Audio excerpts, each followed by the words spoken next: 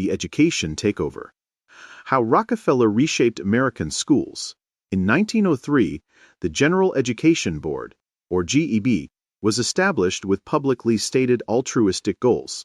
But historical evidence reveals a deeper agenda: reshaping American education to produce compliant industrial workers rather than independent critical thinkers.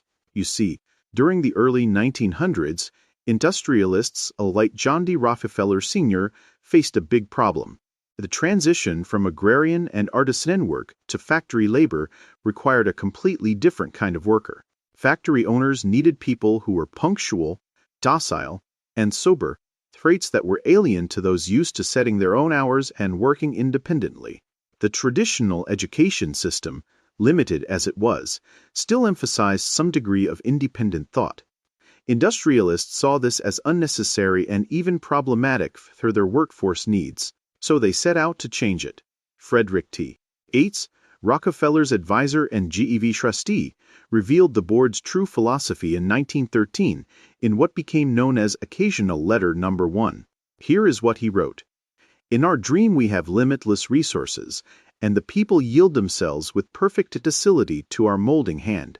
The present educational conventions fade from their minds, and unhampered by tradition, we work our own goodwill upon a grateful and responsive rural folk. Yates explicitly stated the goal was to train people to a perfectly ideal life just where they are, meaning keeping poor, rural, and immigrant children in their predetermined social positions. The GEB promoted a three-tiered educational model that sorted children based on perceived mental capacity. Those in the top tier received a well-rounded education, preparing them for leadership roles. But those in the bottom tier, they were trained exclusively as laborers. This system was not about identifying genuine potential.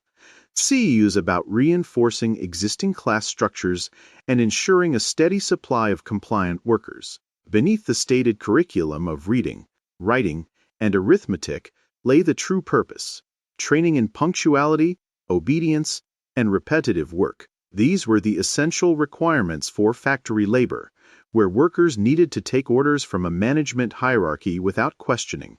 The educational structure itself mirrored the factory floor, with rigid seating arrangements, authoritarian teacher roles, bells dictating movement, and an emphasis on memorization over critical thinking.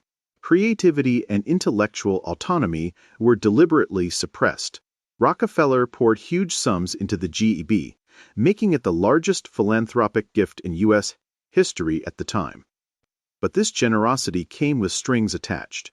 Rockefeller explicitly retained control, stating, "I provided that 2/3 of the gift should be applied to such specific objects within the corporate purposes of the board, as either I or my son might from time to time direct."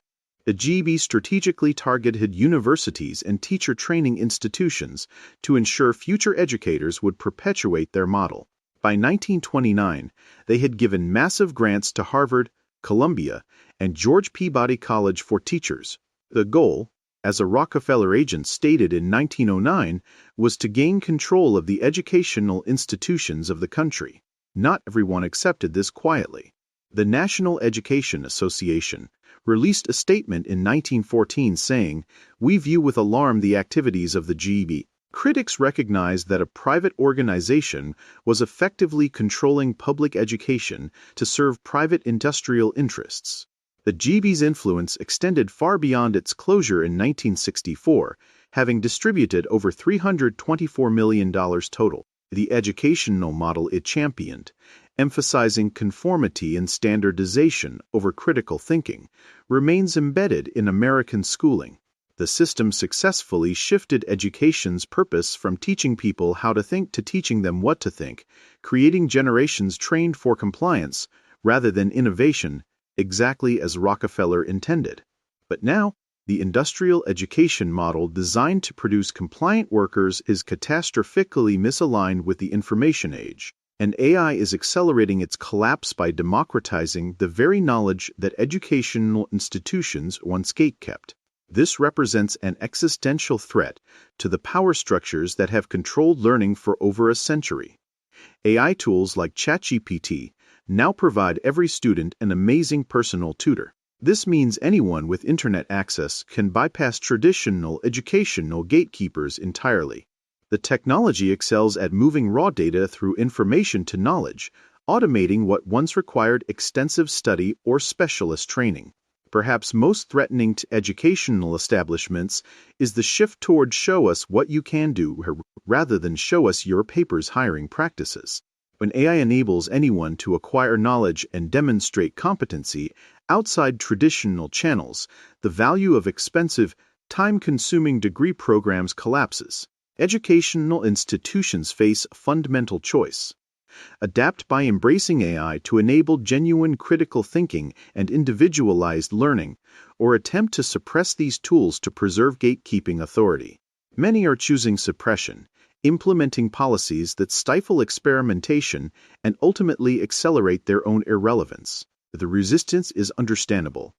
These institutions were explicitly designed to serve industrial needs and maintain social hierarchies, not to liberate human potential. As more people recognize that our education system is a relic of the industrial age, engineered for efficiency rather than enlightenment, the legitimacy crisis intensifies. AI is forcing the question that the educational establishment has avoided for a century. Is education meant to cultivate human capability and critical consciousness, or to manufacture compliant workers and maintain existing power structures? The answer will determine whether AI becomes a tool of liberation or if new forms of control will emerge to replace the factory model's gatekeeping. The future of education, and the role of AI within it, is being shaped right now. The stakes could not be higher. Will we use this opportunity to finally create a system that empowers every individual to reach their full potential? Or will we allow the ghost of Rockefeller to maintain its century-old grip even as the factory walls crumble around us? That is the question we must all grapple with in this transformative moment.